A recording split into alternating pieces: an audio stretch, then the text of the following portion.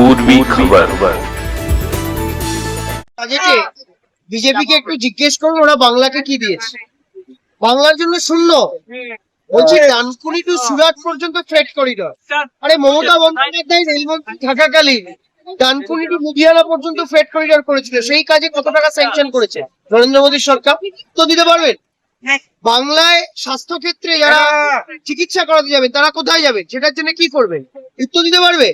আমি বিজেপির নেতাদের, বিজেপির এখানকার যারা বিধায়ক আছেন, সাংসদ আছেন, তাদেরকে প্রশ্ন করব যে আজকের বাজেটের পরে আপনি বলুন যে 100 দিনের কাজের টাকার জন্য কত টাকা আপনি বাংলার জন্য বরাদ্দ করেছেন।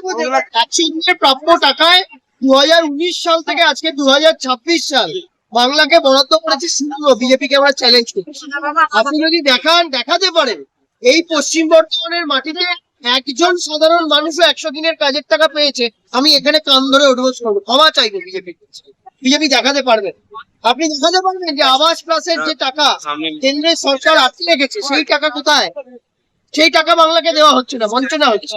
জল জীবন মিশনের 2,500 কোটি টাকা, সেই টাকা বাংলাকে দেওয়া হচ্ছে না, আটকে রাখা হয়েছে। রাস্তার টাকা আটকে রাখা হয়েছে। পুরোটাই বাংলাকে বঞ্চনা, বাংলার বিরুদ্ধে মিথ্যাচার, অপপ্রচার। এবং আজকের বাজেট থেকে খুব পরিষ্কার যে সারা বাংলার প্রতি, বাংলার মানুষের প্রতি বিজেপির যে বিমাতৃসুলভ আচরণ, সেই আচরণ পরিষ্কার হয়ে গেছে। বাংলাকে কিচ্ছু দেওয়া হয়েছে। বলি এসআইআর নিয়ে আজকেও আপনারা দেখেছেন প্রায় 81,000 মাইক্রো অবজারভার বাংলার মাটিতে পাঠানোর জন্য রাজ্যের আমাদের মুখ্যমন্ত্রী মমতা বন্দ্যোপাধ্যায়রা তিনি আজকে দেশের নির্বাচন কমিশনকে চিঠি পাঠিয়েছেন। আপনি আমাকে বলুন, 81,000 কমিশনার, 81,000 মাইক্রো অবজারভার, সেটা শুধু বাংলায় কেন? বাংলায় তো যে নাম বাদ পড়েছে সেই বাদ পড়া নামের সংখ্যা সবচেয়ে কম। যেখানে বাদ পড়েছে সবচেয়ে বেশি সেটা উত্তরপ্রদেশে, গুজরাটে, কেরালাতে। বাংলার থেকে সংখ্যা বেশি, ওই সেখানে তো যায় না মাইক্রো অবজারভার। কেন মাইক্রো অবজারভার বাংলায় এসছে?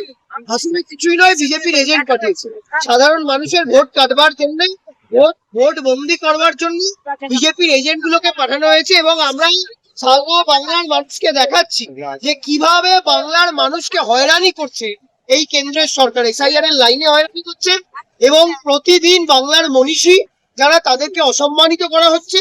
প্রতিদিন কখনো রবীন্দ্রনাথ ঠাকুর, কখনো বঙ্কিমচন্দ্র চট্টোপাধ্যায়, তারা প্রতি মুহূর্তে বিজেপির হাতে লাঞ্ছিত, অপমানিত হচ্ছেন। অন্যদিকে আমরা দেখছি বাংলার সাধারণ মানুষকে, যারা বাংলার নাগরিক, বাংলার ভোটার, তাদেরকে কিভাবে হয়রানি করা যায় তার ব্যবস্থা বিজেপি করেছে।